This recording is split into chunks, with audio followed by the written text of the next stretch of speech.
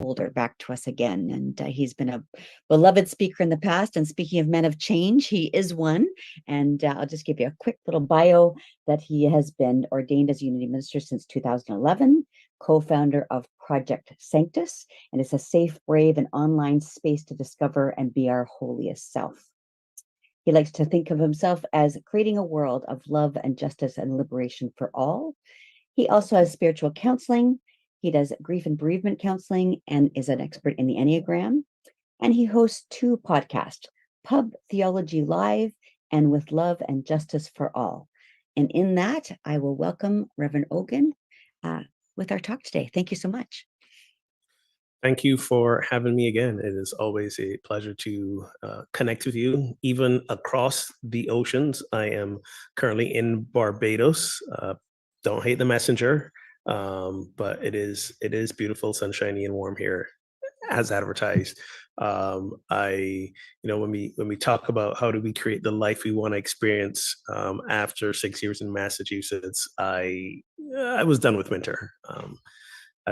So kudos to you Canadians who just keep on doing it.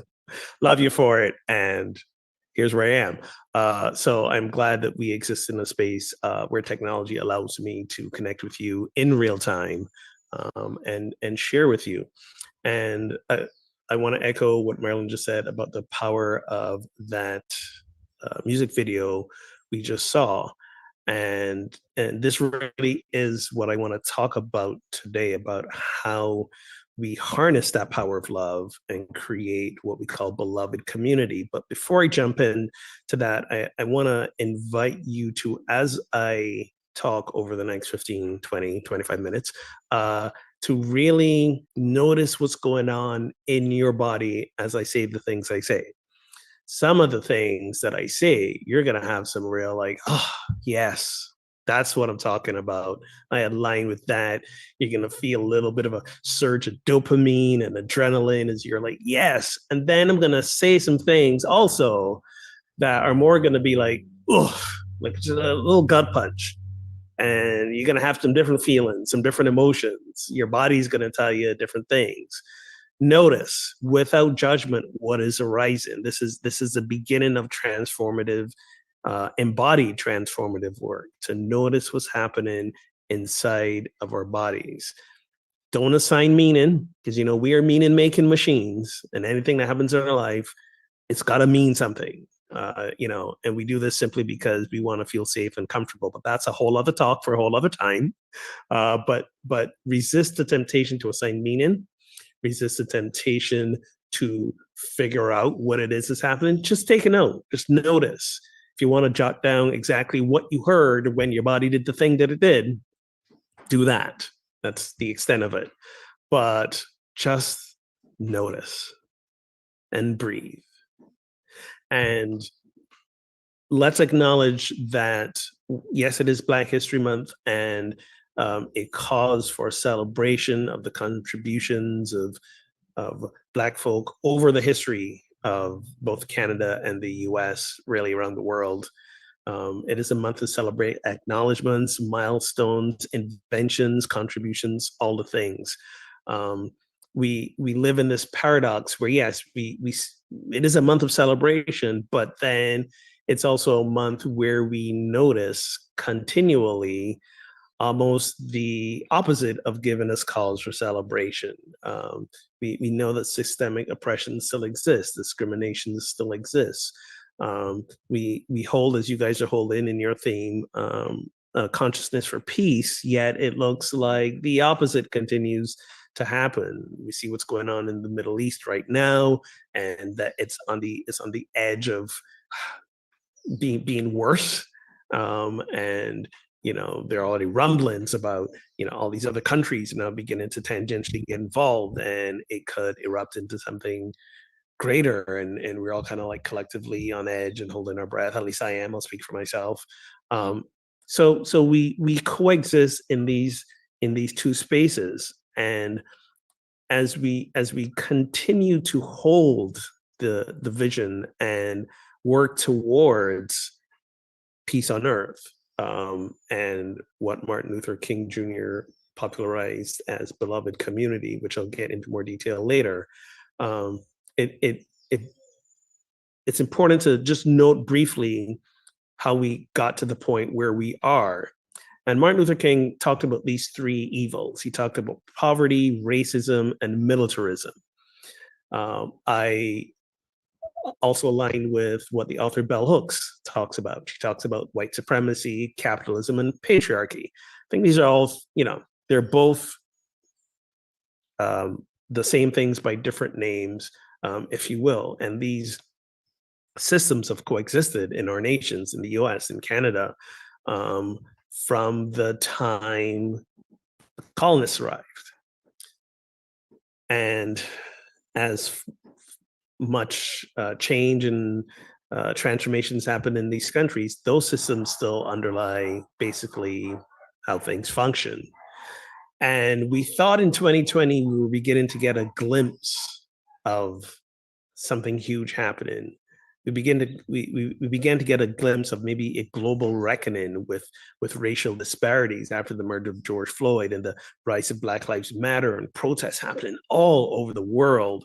People marching. I'm sure some of you on this call might have been in marches. I know I was in marches, and people letting their voices be heard, and things began to shift, and we were beginning to feel an energy of like, yes, this is it. This is the turning point. This is where things begin to happen. And then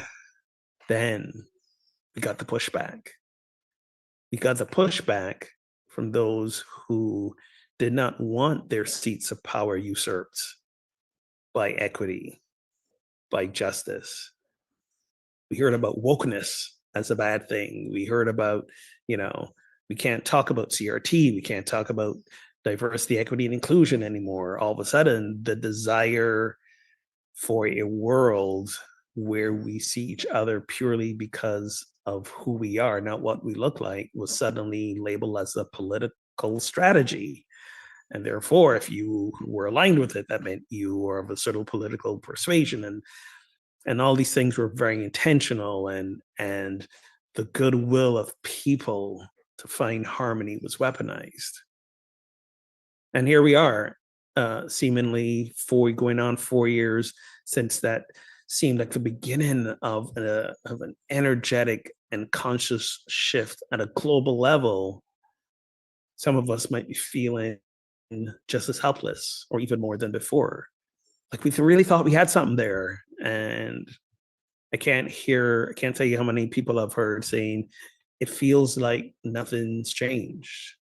After all of that, it feels like we're still where we started. I feel so helpless. I don't know what to do. I still hear that. I want to tell you that helplessness is a lie of oppression. There are so many things we can do. There are so many ways we can be in order to shift how the world experiences itself. And I think what happened was we got caught up in the immediacy of it. We got caught up in the hope that the transformation would happen in very short, quick order, forgetting that it took us hundreds of years to get here. We're not going to flip it on a dime. But the work that we do now lays the groundwork, continues to lay the groundwork, builds on the groundwork that was previously laid to creating something new, creating a system of, again, what Martin Luther King referred to as the beloved community. So please know that everything you do towards that is a step in a direction of creating that experience that we truly say we want to have.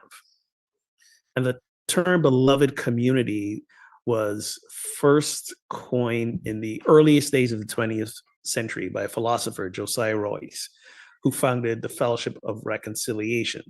So Martin Luther King didn't come up with the term or the concept, but he popularized it. He was also a founding member of the Fellowship of Reconciliation, or rather was a member of it, and they can lay claim as to be one of the largest, oldest interfaith peace and justice organizations in the US. Give them a look up if you've never heard of them. They've done some tremendous work behind the scenes. You've heard of the Freedom Riders back in the civil rights days. Well, they helped co-sponsor those freedom rides as well. So Martin Luther King, based on this concept or this term, laid out both principles and steps towards how we can create this beloved community. And today I'm going to talk about the principles behind it. Next week, I'll talk about the steps, because having principles is all well and good, but we still got to have how to. How do we enact those principles? How do we live those principles? It's no different than our spiritual principles. They sound great on paper, right? But then how do we actually live them on a daily basis? How do we live every day dismantling systems of white supremacy, of militarism, of capitalism, of patriarchy? I forgot to show you, we're wearing patriarchy shirt. It says destroy the patriarchy, not the planet. That's my prop. My seminary professor would be proud. I wore a prop. So let's talk about the beloved community. And it's often quite misunderstood, if you ever heard the term before from Martin Luther King Jr. And we have this idea, and spiritual communities are often guilty of this. The beloved community means, oh, we have this welcoming space where everybody can come show up and be themselves. We have this space that feels good and loving, and there's no tension. We just relax and loving. We envision a very kumbaya experience, a very feels nice to be here experience. Many times that's what we envision. That's not what Dr. King meant by beloved community. In fact, he actually recognized that conflict was an inevitable part of our human experience. And part of a beloved community was about how we can resolve conflict peacefully, and adversaries could be reconciled through a mutual and determined commitment to nonviolence. So he never said we wouldn't have people who disagreed with us. He never said we wouldn't have conflict. What he said was, let's create a container, an experience, a community, global and local, such that when disagreements and conflict arises, because of our commitment to nonviolence, and we're going to really dig into that nonviolence part a little bit later, because of that commitment, now we can resolve them peacefully. Part of his vision for beloved community was a time and where poverty, hunger, and homelessness would not be tolerated because of our human decency, where we can all share the wealth that the earth can provide for us, where racism and bigotry and prejudice are replaced by an all-inclusive spirit of sisterhood and brotherhood. He envisioned that instead of using military power to resolve international disputes, there's peaceful conflict resolution, and that love and trust will triumph over fear and hatred. And again, it sounds really good on paper. And again, as we listen to it, I remember the first time reading and hearing about this, I was like, yes, that's what I want. That's the world I want to live in. That's the world I think we all want to live in. And for him, a core value of that beloved community was agape love. Many of you are familiar with that term, agape. But the idea of agape love is that we don't discriminate between worthy and unworthy people. We just love people because they exist. That's it. I am worthy and lovable because I exist. You are worthy and lovable simply because you exist. Like you don't have to prove it in any shape or form. Agape love doesn't make a distinction between friends and enemies, between me and you. It's the idea of we are both givers and receivers of that love. It manifests as we choose a path of nonviolence, and we need to be committed and trained in the philosophy of methods, because nonviolence doesn't just happen. We hear nonviolence, and what we think is often, absence of violence, therefore it means I don't get involved in any conflict. It means we hear nonviolence and we think absence of conflict. Some cases, we take it to mean conflict avoidance. All my Enneagram 9s and conflict avoiders in the house. If you know, you know. That's yeah. I could, I can, I can attest to that myself. So yeah. But that's not what nonviolence is. Nonviolence is not passive. It is not inaction. It is a love-centered way of thinking, speaking, acting, and engaging that leads to personal, cultural, and societal transformation. Let me say that again. Nonviolence is a love-centered way of thinking, speaking, acting, and engaging. Okay? Thinking, speaking, acting, and engaging. Neither of those four things are passive or inactive. Acting, engaging. Love-centered ways that lead to personal, cultural, and societal transformation. And if you're interested in really digging into all of this, he really highlights this in his first book, Stride Towards Freedom. And you could also visit, there's a website, the King Center for Nonviolence has a lot of information and resources about this as well. Dr. King said he often got his inspiration from Jesus and his techniques from Gandhi. And those are, I think, a pretty good combination to work on. And when you think about those people, yes, they all said very moving, heart-centered, love-centered things that we repeat in our lives a lot. But those two men were not men of inaction at all. In fact, I often say, like, Jesus was the ultimate troublemaker. He'd show up, he'd do things, that would create a stir. And just as people were worked up, as many of the Gospels write, he suddenly disappeared from their midst and went back to the desert.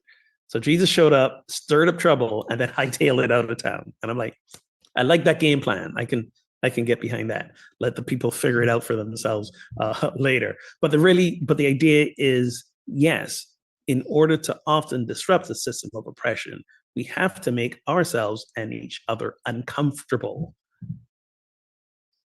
And part of that discomfort begins with our own internal beloved community. Are we creating beloved community within ourselves first? And I shouldn't say first. I should say in conjunction with the external beloved community. It's a both and, because as we seek to create it outside of ourselves, we will be triggered around the lack of beloved community within ourselves. And as we create it within ourselves, we will feel the need to be in action with it outside of ourselves. So it's a both and. So let's look at these principles of nonviolence. And again, as we go through these, just take a notice what's going on inside of you. In fact, let's do a quick check in it. Just take a moment. I see some of you write notes. Just take a moment, put the pen, pencil down. Just close your eyes briefly, take a breath and check in with yourself. How am I feeling right now? Ask yourself, how am I feeling? Is there any points of discomfort or tension with anything he just said? Even if there's a sense of, got to hear this all over again. A sense of resistance. Just notice. And again, seek not to create meaning, just notice.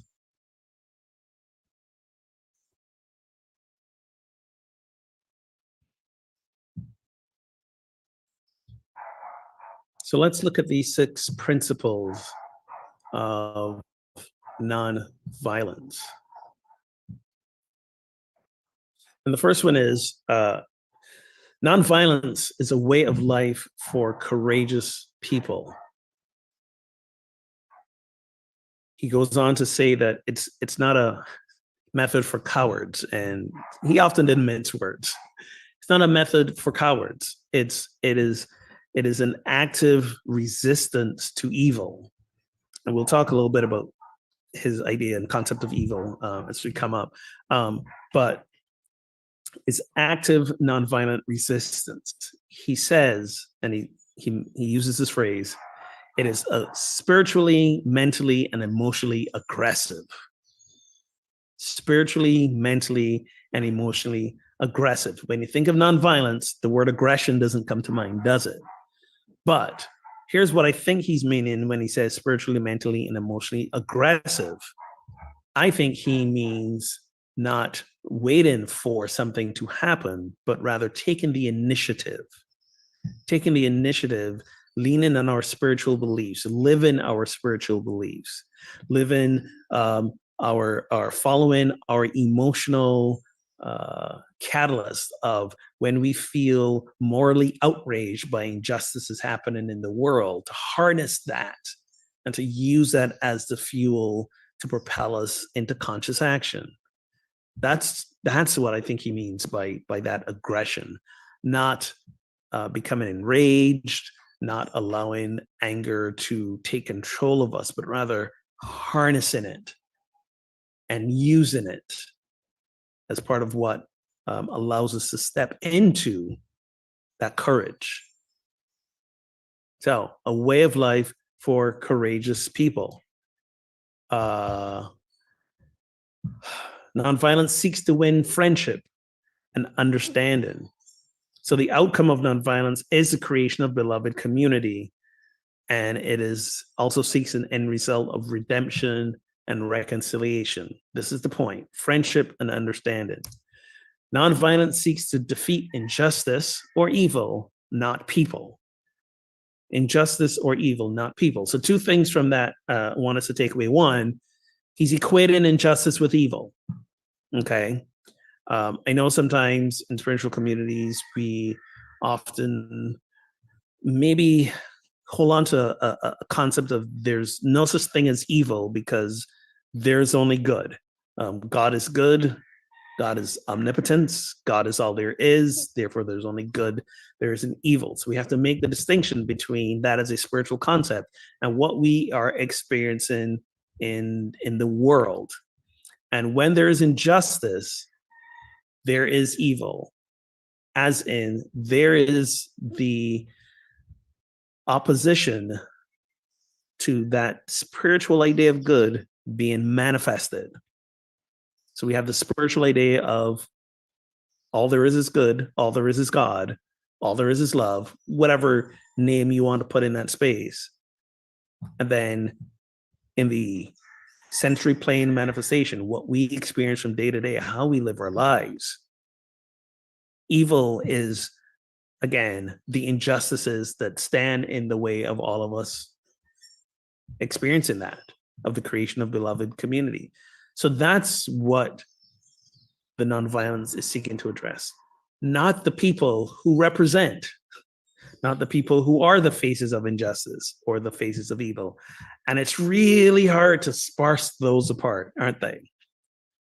But we have to remember that we are all products of this culture. We're all products of a culture that is rooted in the systems of oppression, the ones he talked about: racism, militarism, poverty, the ones Bell Hook talked about that I mentioned, white supremacy, patriarchy, capitalism. We grew up in these systems. It's hard to imagine an existence outside of those. In fact, we're doing a book study right now of a project scientist called Hospice in Modernity. And the idea is, modernity, or how we got here to this present time built on those systems, is not sustainable. It's already beginning to fall apart. We're seeing the destruction it's doing to ourselves and our planet, and it's not sustainable. It's already dying. So can we consciously hospice that system out and usher in what's new? But the challenge is, how can we imagine what's new outside of those systems? Because that's all we've ever known. So we have no frame of reference. We have no representation of what could be opposite. The best we can do often is sometimes look back to indigenous communities and use some of them sometimes as our model, but those communities did not exist at the time when they were in their heyday, with all our modern conveniences. And we just can't get rid of our modern conveniences. If we did, I wouldn't be zooming to you right now. So I'm not saying we get rid of the modern conveniences, but we have to figure out a way to live and create from them and with them without all the exploitation and the capitalism and all the things. So if you're interested in doing some deep diving into that, check out our book club. I'll share the link with you later. So it's not about the people. It's not about the people. The fourth principle, nonviolence holds that unearned voluntary suffering for a just cause can educate and transform people and societies. And this one is also very challenging for me personally, because what he's saying is sometimes as we do this work, we will find ourselves in harm's way. And I don't know about you, I'm not just conflict avoidant, I'm also pain avoidant. I don't want to be in a place where my physical self is harmed, where even my emotional self is harmed. But what he's saying is that if we're going to live these principles of nonviolence towards creating the beloved community, we might get in harm's way. Harm might come to us. And are we willing to accept that without retaliation, without striking back? And that's a tough one. I see the images of what the folks during the civil rights era had to endure.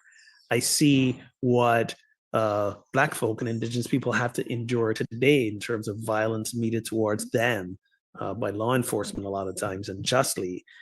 And there's that piece of me that really wonders, if I am in a situation where I'm in harm's way, will I stand? Or will I shrink away because I'm pain avoidant? I don't know yet.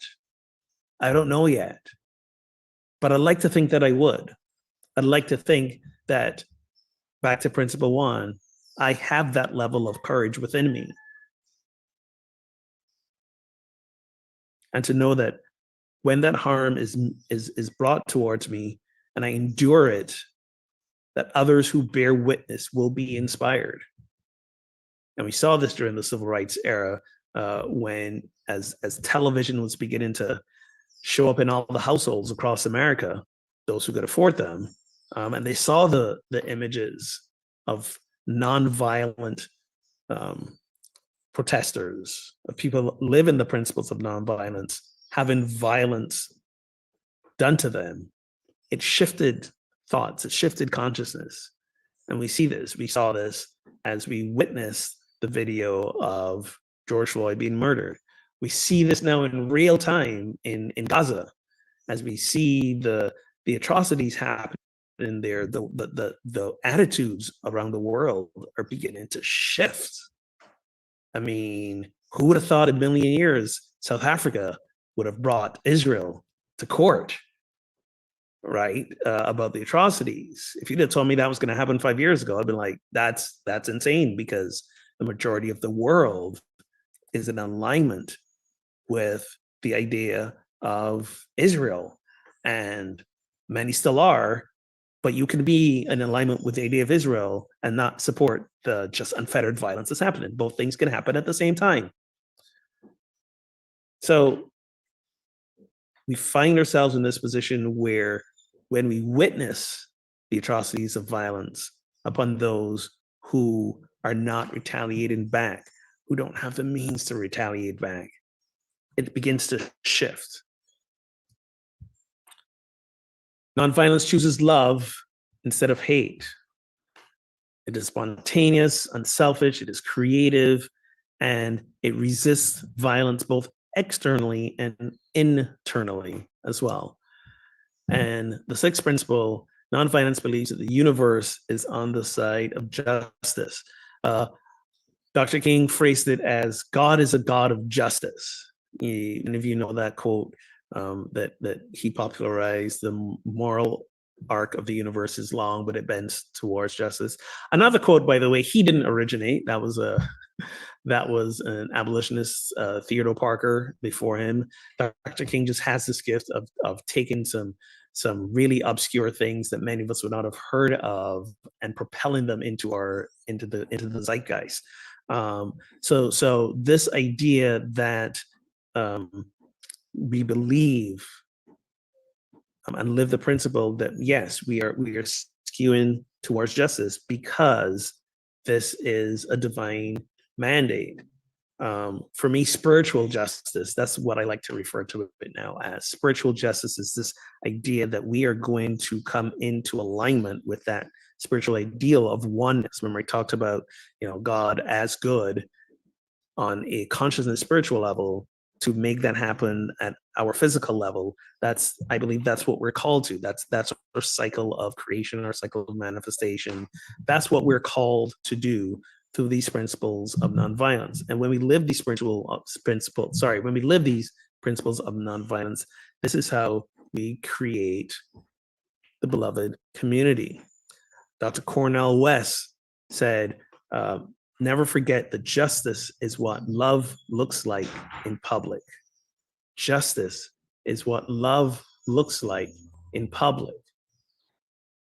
So when we speak of justice, it's usually understood as maybe like the righting of wrongs. So some injustices were happening, so therefore justice is the correction of those wrongs. I see it in a broader idea. I see the righting of wrongs more like accountability. Okay. But for me, justice is this idea that we're creating systems or recreating systems so that injustices never happen in the first place. You're familiar with the principle of ahimsa, the Hindu principle of do no harm. What if we created systems of existence so that no harm was ever done to anyone? What if we lived our personal lives doing our own inner transformation, spiritual work, so that we don't harm ourselves? What if we lived in such a way that we don't feel afraid or threatened and harm another person simply with our words? For me, that's justice. The cessation of harm even before it begins.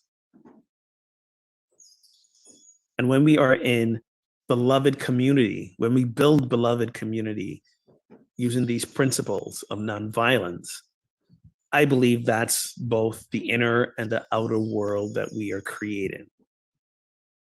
So the question I want you to be with this week as you review these principles is, are you willing? And before you just jump and say yes, because your brain is like, oh, of course, this is who we are. This is what we do. We unity folk, we spiritual folk, we anti-racist folk, we are justice-seeking folk. So of course we're going to do that. Take a little time with each one and really notice again as you read them and what they're asking of you, how your body feels. Is there willingness or is there a pushback? Is there an embracing or is there resistance? Is there tension or is there just a pliable willingness? Take time to notice and be honest with yourself. Next week, we will talk about some actual steps towards living these principles. But first, yes, spend some time asking yourself if you're willing to embrace.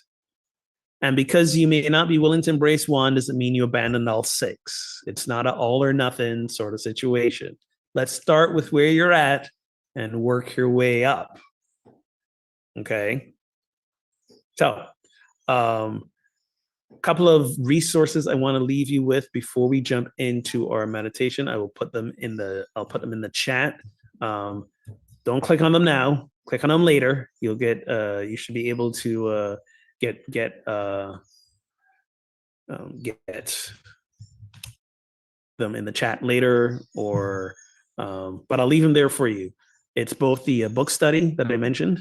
It's also a new program that we just started, is a self-paced anti-racism, conscious anti-racism learning program that you can do in your own time, be challenged in your own time, do your healing work and transformation around racial identity and racial inequities in your own time, on your own pace. So we have that program as well. And finally, the reason this talk came about actually was I write a newsletter. It's called Necessary Trouble, a quote, an invitation from the late, great Reverend John Lewis. And he says sometimes we have to get in necessary trouble. So the Substack is a newsletter you can read online, or it comes straight to your email inbox, and you can sign up for it at the link there. And one of your folk read it and said, can you come speak to this? Because the news that I wrote was, please let 2024 be the year we finally get serious about working and living these anti-racism principles, these nonviolence principles. We spent the last 3 years, many of us for the first time, really educating ourselves. And now that the pushback is really beginning to and the for some of us, they might be the fatigue of we've been fighting this fight for these years and nothing's changed and all of that stuff. Let this year be the year we make it very personal, very personal. And part of it is embracing and living these principles of nonviolence. I want to invite us now into a short meditation before we wrap up service.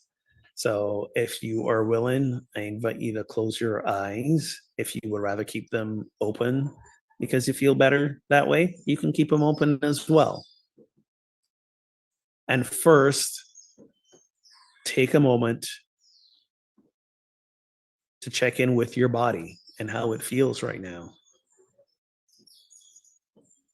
Again, noticing any points of tension, any points of discomfort.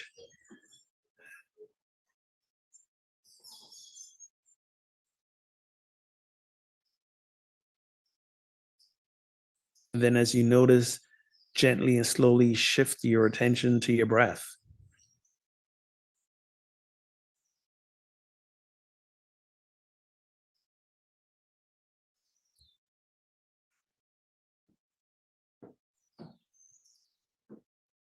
And I want to invite you to, if there were any places within you of discomfort, breathe and extend that breath into those spaces.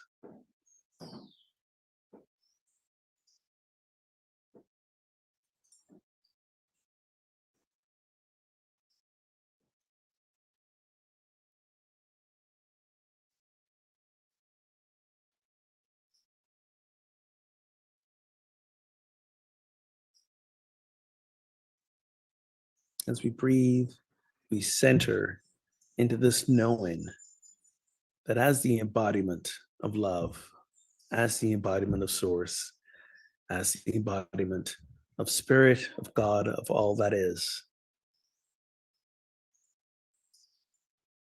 we have the potential and the power to create heaven on earth.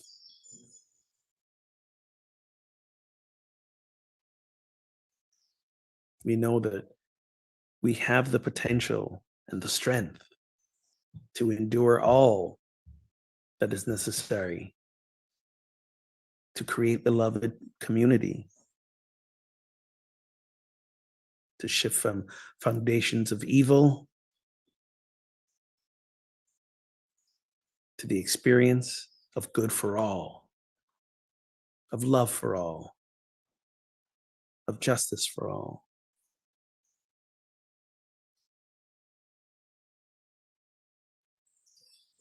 This is what we've been invited to do. This is who we've been invited to be. This is our calling to create a world of love, justice, and liberation, to create beloved community.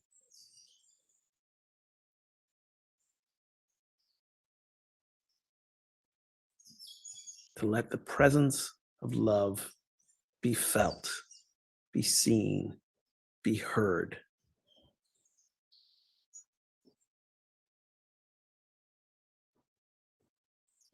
I'm grateful for each and every one of you today, doing your part to bring love into the reality of our world today. And so it is, and so we let it be.